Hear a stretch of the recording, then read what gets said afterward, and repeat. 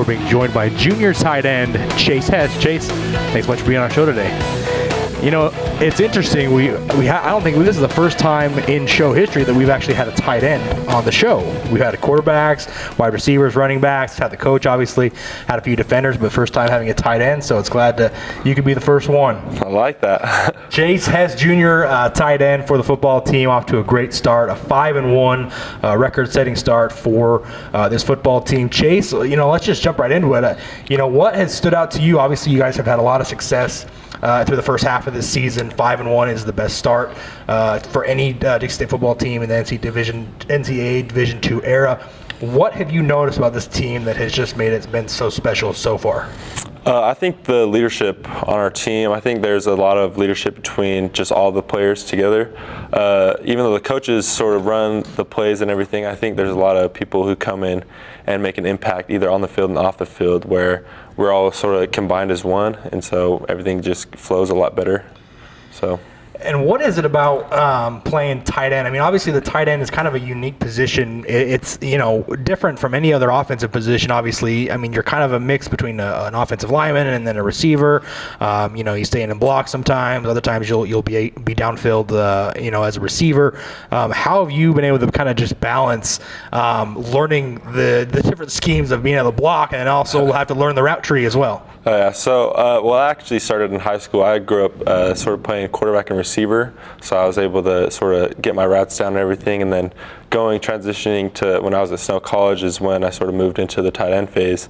And I was just more of a physical guy, and I really like to block, and so that's something that I took to heart, and combining those two things just sort of led me into being a tight end. So you've been playing tight end since your time at Snow just a couple of years ago. Simple question. Easy answer, I'm sure. What's your favorite part about playing the position? Is it knocking guys on their backs, or obviously you get to get out, catch touchdown passes too? Yeah, being more on the physical side, I sort of like putting people down. I think that's one of my favorite things, just showing the power that I have. Of course, that's football. That's a good football player answer. You know, show off your power and, you know, knock someone down on their back. We're chatting with Dixie State junior tight end Chase Hess here on Trailblazer Weekly. Another fun question for you as we begin this interview. Who's your favorite tight end? If there's someone out there that, as a tight end, you're trying to model your game after, who would that be? Probably Travis Kelsey. He has a lot of sort of leadership responsibilities that I think I could take care of, and he catches a lot of touchdowns, so that's something I like to do too. That's a good one. Very talented tight end in Kelsey. Let's talk about the tight end involvement. Here at Dixie State. Here at Dixie State, over the last few years, the tight ends haven't been very involved. And now with this new staff, especially over these last 2 or 3 games, you've got 8 catches, 3 touchdowns in just the last 2 games. Is it something that the coaches have noticed on film that said, hey, we can really utilize these tight ends? What's kind of caused that upward tick in your targets and in your receptions these last couple of games? So I think Coach Pearson's offense sort of really exploits everyone's abilities. So we're able to go to our receivers at one time and use our running backs as much as we can, and then also come to the tight end a lot, which sort of spreads the ball around evenly. So everyone's able to do their job and do what they want to do. So.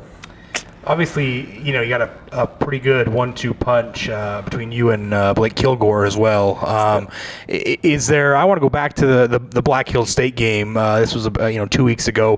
Carrick and I were on the call, and it just seemed like every other play almost. I mean, it wasn't obviously quite that frequent, but that you guys would just run little seam routes. I mean, you were lined up with the offensive line, would run seam routes, and you'd be wide open. Was there something that going in, was that kind of the game plan, or was that just kind of something that developed and the quarterbacks were able to see that early on in the game, or was that kind of part of the game plan that there was something specific that you could exploit in that defense?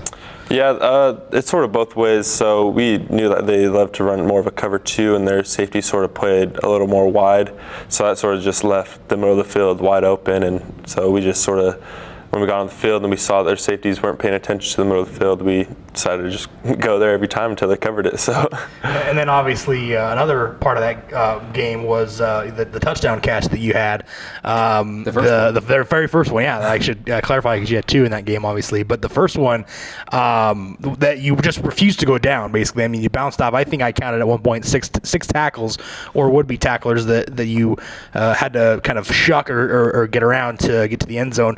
take us through that play. What did you see? How did the play develop? And then what was kind of just your mindset as you were pushing your way to get into the end zone? So really, right after I caught the ball, I sort of turned up and I saw one of the safeties coming down. And being a bigger guy, a lot of people just sort of go for my legs. No one really likes to hit me up top, sadly. And so when I saw him sort of go down, I knew I could just stiff arm him, sort of get by him. And then after that, I sort of saw two more guys, the other safety and then their corner coming right at me. And I just decided I could probably put my shoulder down and get through them. Then after that, I sort of broke through and I saw that pylon, and I just at that point knew there's nothing that could stop me from getting there. So I just fought my way there. Well, that was one of that may have been our play of the game that night. I think it was. I think we split between two different plays. That one and the Cody Wilstead to Casey Allison. Yes, the one in the back of the end zone there. We split that. It was our play of the game on the broadcast, and for you TV and internet viewers, you got to see that incredible play. Talk about the offense in general now, Chase, as we chat with Chase Hess here on Trailblazer Weekly on a Wednesday afternoon. Drayson mentioned 5 wins in a row, and we've been talking on the show the last couple weeks that it's been the first half of the season. It was the offense coming back in the second half, having a huge second half, and now the mantra is we're coming out, we're setting the tone, we're building big leads by halftime. What has clicked? What's been the key with this offense over the last 2-3 games for you guys to be able to come out and just set the tone and have big first halves? I think it's more so of our mindset, because in those first couple games we did realize that we would always have to come back in the second half and sort of dig our way out of things. So we just figured if we come out right off the bat and show them what we have and sort of just go full speed at the beginning, once we do that at the end of the game, they're probably going to be tired because we are in such a high tempo offense where we'd be able to take advantage of the opportunities that they give us. So let's talk about your transition to Dixie State. This is your first year in a Trailblazer uniform. However, the offense and the scheme and the philosophy is really probably not all that unfamiliar to you, because you came down here with Coach Peterson, who you played 2 years under up at Snow College. I mean, how much of that offense has changed, or is it pretty much the same? How much did that help you in the transition down here to Dixie State? So the offense is actually exactly the same. We just sort of changed up a little bit of our play calls, which is nice for me because being in that tight end position, there's sort of a lot that we have to do in the offense. So it sort of made the transition a lot easier for me, not really have to relearn anything, and being able to teach these new, I guess not really new guys, but my new teammates, the concept of our offense and what we really like to do with things.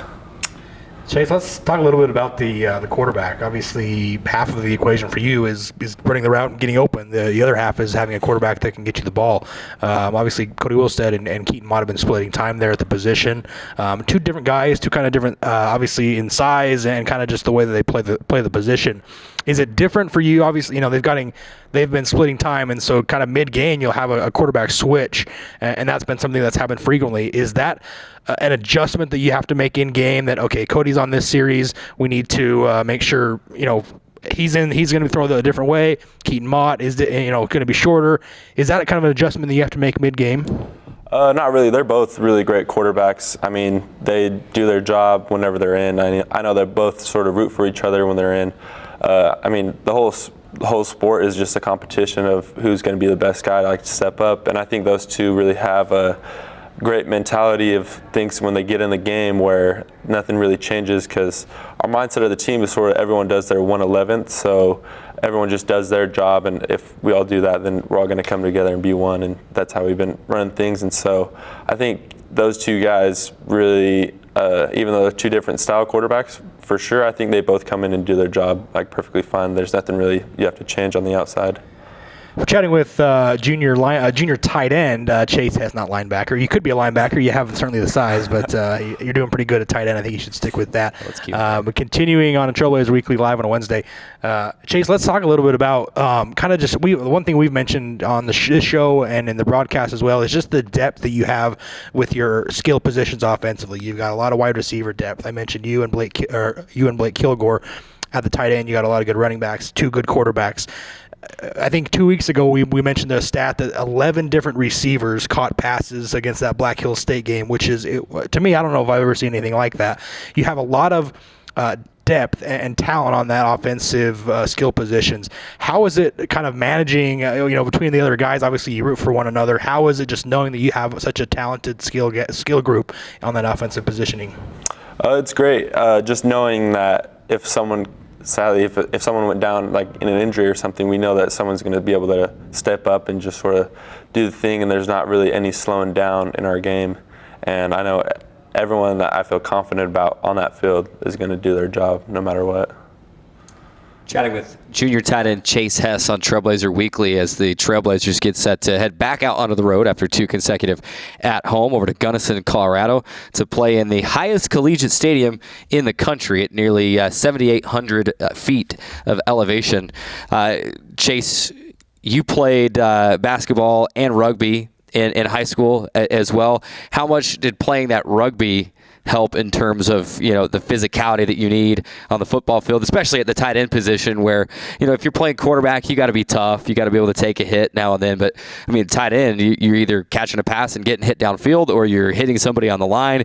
You're going to hit every play. How did playing rugby kind of help in terms of being physical and that translating over to football? Yeah, so rugby is actually one of my top favorite sports of all time. Definitely the physicality in it. It's a little bit different than football because you're not coming from such a far distance when you're hitting rugby, but there still is some big people on that field that you got to go head up with. And you're unprotected. No helmets, no pads. That's true. No nothing. No, but I guess it really did help me, especially my junior and senior year of high school. Is when I mainly was getting into rugby really big. Just sort of, you learn different traits about yourself, I guess, when you're in a rugby position, because you get hit and you have to stand up no matter what, or the coach is going to take you out. And I was never one to back out of situations like that, so it just sort of made me tough.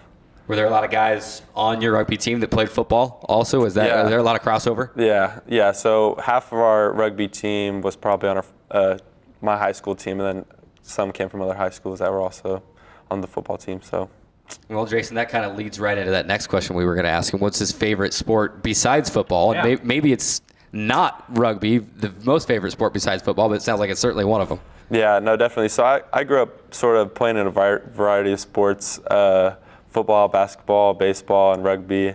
But basketball is just something that sort of grew on me a lot. And that was I guess one of my better sports that I thought I was good at. So I think basketball is probably my next up sport that I'd have to choose. And then rugby's tied with it, but. Chatting with Chase Hess here, live on a Wednesday on Trailblazer Weekly, junior tight end for the football team. Is there a favorite football memory that you can recall? Maybe it was in high school, your time at Snow College, maybe even this season at Dixie State. Is there a moment, a touchdown, a game, anything that you can remember, your favorite football memory that you could share with us? So really, it doesn't really have to do within a game, but I think one of my favorite football memories is when I was at Snow. Was the day that I signed my scholarship letter. I just remember after I signed it, it was just an unreal feeling, sort of, knowing that I'm doing something that I love and I'm sort of getting rewarded for it.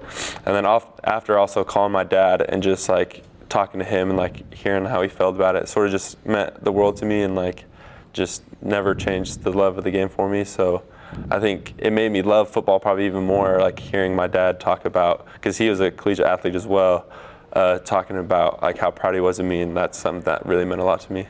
That's interesting because I think not only are you the first tight end that we've had on the show, I think that's the first answer to that question we ever got that didn't have to pertain to the actual playing of the sport that we've asked. So that's obviously a special memory for you, and we're rooting you on all the way through the rest of the season. We wish you the best of luck. I mean, obviously, you're tremendous at playing the position. Like we mentioned, 8 catches and 3 touchdowns in the last two regular season games, and so we're cheering you on and rooting for you every step of the way.